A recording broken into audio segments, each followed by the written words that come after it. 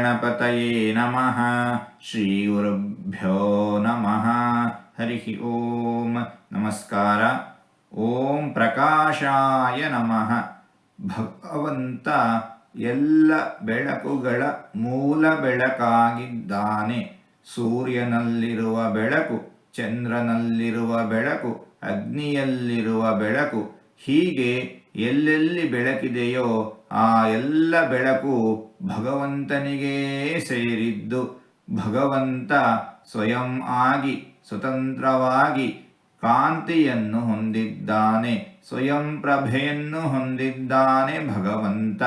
ಭಗವಂತ ಜ್ಞಾನಿಯಾಗಿದ್ದಾನೆ, ಸ್ವತಂತ್ರವಾಗಿ ಸ್ವಯಂ ಆಗಿ ಸರ್ವಜ್ಞನಾಗಿದ್ದಾನೆ. ಭಗವಂತ ಯಾರಲ್ಲಾದರೂ ಜ್ಞಾನವಿದ್ದರೆ ಆ ಜ್ಞಾನ ಭಗವಂತನಿಗೇ ಸೇರಿದ್ದು.